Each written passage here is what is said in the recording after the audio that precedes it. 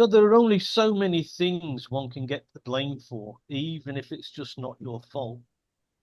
It's the old scapegoat syndrome. The UK had it a few weeks ago. We spoke about it on the other podcasts. When something goes wrong, it can only mean one thing. It was their fault. So when the substation blew up at Heathrow, it was Putin. When the British economy started to go belly up, it was Trump. So now Germany experiencing the third year in a row with zero industrial growth. That too was blamed on Trump and his tariffs. Even though Germany has been emptying out its coffers, giving arms and money to Ukraine, and putting sanctions on Russia for its gas, which, by the way, is Putin's fault, another scapegoat. So their present financial position is Trump's fault, even though Trump's tariffs have been implemented, I think, if not for a month, perhaps, just over, but certainly not for 3 years. And of course, it can never be blamed on the bad decisions made by the German government. Too much money spent on immigration, illegal or otherwise, because Angela Merkel back then said it was said like a host on The Price is Right, come on down, and so half of Sub-Sahara did. Give her a dues, she did say that she made a mistake, but she was well gone from the German government by then, and this lot are left carrying the baby, or the million or so babies that cross the border.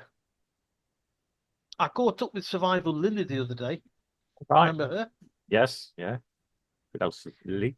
Yeah. She's an Austrian podcaster, and she's registering the downfall of Germany and naturally Austria. She said that her German friends are feeling like slaves as Germany is raising taxes either directly or indirectly to cover the shortfall. So, car tax on EVs and a new tax on older houses where they have to have an annual inspection, a little like a used car in the UK having an MOT every year. Just to check, of course, that the houses are safe, the buildings are safe. So some, I suppose, civil engineers will inspect your property and find faults that could be deemed unsafe, so that the owner has to carry out the repairs on their safe houses to get their safe houses certificate. The inspection will cost €1,300 and is not voluntary. So stealth taxes seem to be the way to go in that neck of the woods. But Lily herself, she never stops to amaze me. She was complaining about the prices in the shops. Right? Chicken legs, €18 a kilo. So that's like £16, £8 a pound in the UK. Yeah. Chicken thighs, €10 for four of them. Right? Mincemeat, €17 a kilo. And barbecue pork steaks, €22 a kilo. She said that coffee is up 72%, orange juice 45%, chocolate 35%, and apples 14%.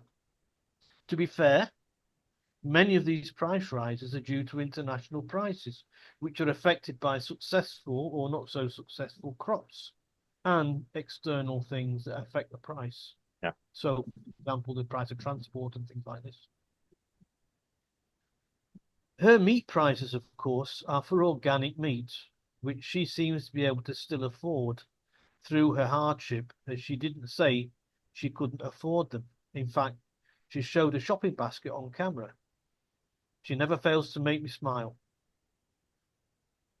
But she thinks that things are not looking good and that Europe, I think she meant the EU, will not survive for much longer. She might know because she's in the middle of it. There you are. Well. So scapegoats and price hikes and Lily's complaining of her middle classishness. Classishness. Yes. Yes. Yeah. Yeah. Off you go. The peasants are revolting. Um, yeah, okay, I know what she. I mean, yeah, she does secessional. She's evidently got to, or she uses a webcam in her car and she flashes her mobile phone with the news on it. Um,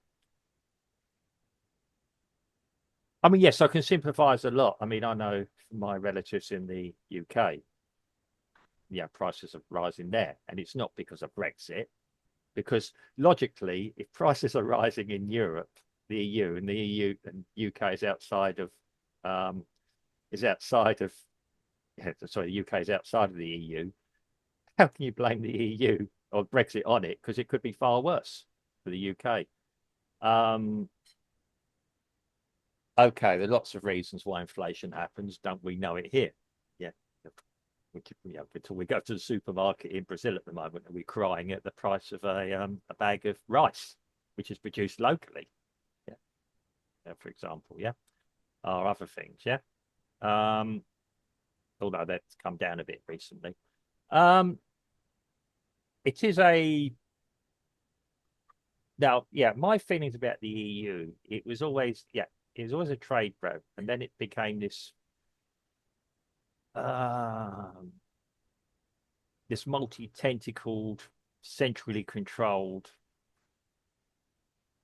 organization, um, where every aspect of your life will be controlled and prices, etc. Um, I personally think, and I'm going to break away from. I think Italy are looking to escape this prison now. I mean, I think a lot of countries are, to be quite yeah, honest. I think The it, populations are getting a revolt.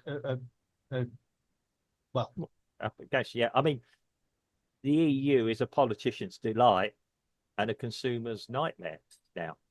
It hasn't helped us. We're told, yeah, you join it, we have good trade, it will bring prices down. Um, I mean, they're blaming the UK leaving to a certain point, or other things. The politicians will blame everyone else but themselves.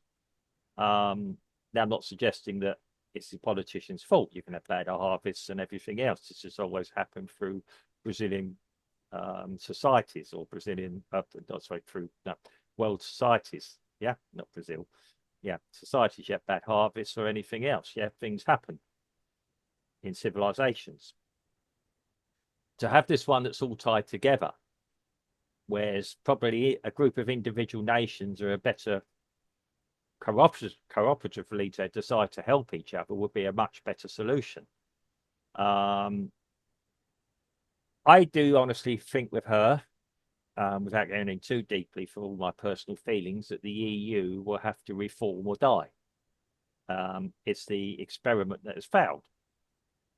And it seems to keep wanting to do the same things to prove that eventually it might work one day, or half work, or quarter work. Yeah. Um, and it's pride of individual politicians, or no, um, it's getting too top heavy, isn't it? It's getting too complex for its yeah, worth. yeah. So Uh, I mean, yeah. Individual countries are probably best suited to decide their own fates, and then, yeah, decide whom they're going to trade with. Italy's beginning to look at like that. Let's remember, Italy was once, even in more recent times, although Italy is a relatively new country in its own right in Europe. Yeah, only a couple of centuries old in effect as a united country. Um, is reaching out to find its own identity again, culturally, economically, and lots of other things. Um,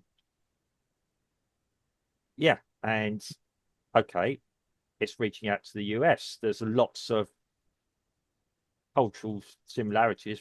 Yeah, a big Italian population in the US as well. It'd probably be quite like to be their Italian sides reached as well. Okay, it's a different matter. But the EU is dying. That's obvious. The more they're having to enforce their rules, enforce what they're trying to achieve, whip countries that are going outside of what they want, the more I get suspicious that this is an organization that is trying to survive, um, with aggression. let alone anything else. It's now needs problems to blame as well. Oh, it's Putin, it's the war in Ukraine, it's Trump's tariffs. Scapegoats. Yeah. And all the time it's this and that. Um, they can't get together. I thought the idea was if there was an issue collectively, the countries could get together and support each other. It's not evidently not working.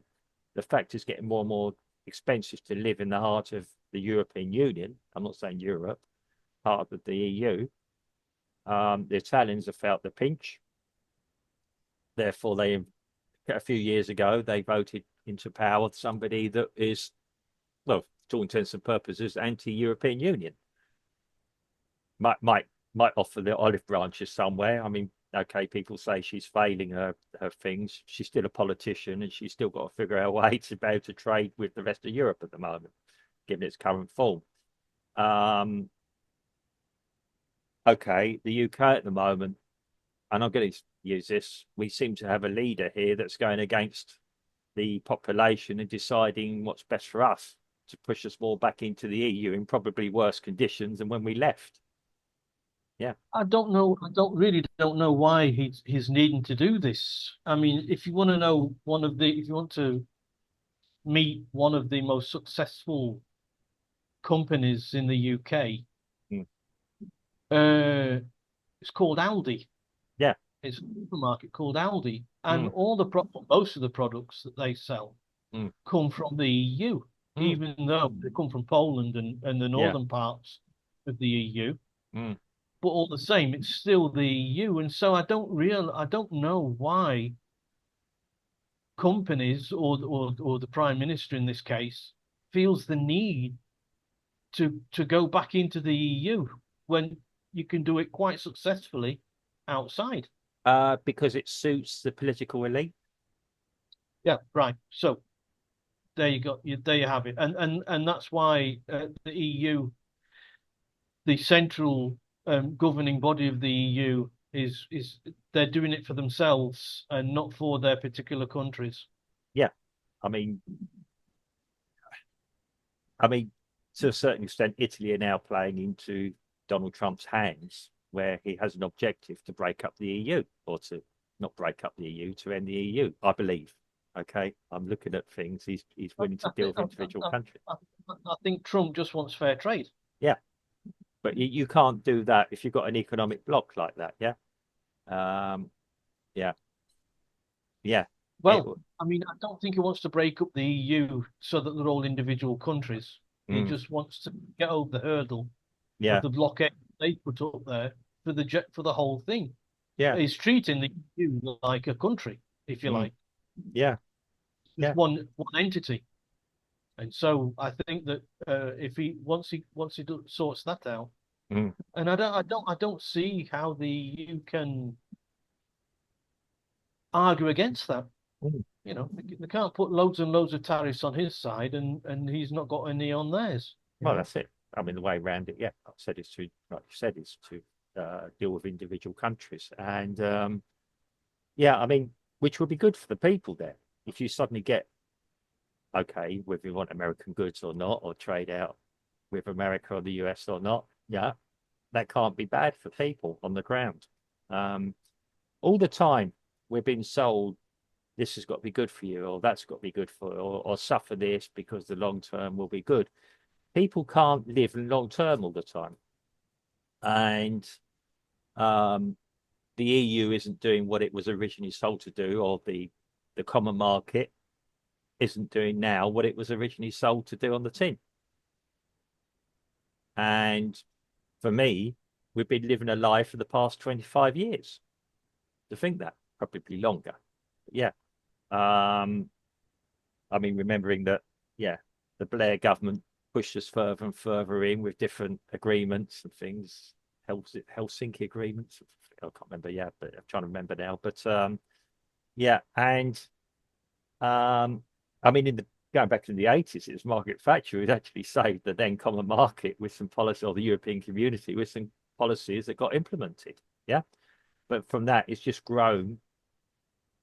Okay, it's a good thing to have agreements. So I'm going to trade with you. We'll trade together. We're all happy. We've got these already a framework already fixed in. That's great. But then when it starts getting politically centralized, and then every aspect of our life starts getting controlled, yeah. And then you've got suddenly got a single currency across everywhere, the Mickey Mouse currency, which is the euro, which I'm still trying to puzzle out how it actually survives. I'll be quite honest. Um, there must be somebody or somewhere is pumping lots and lots of money in, or they're cooking the books somehow.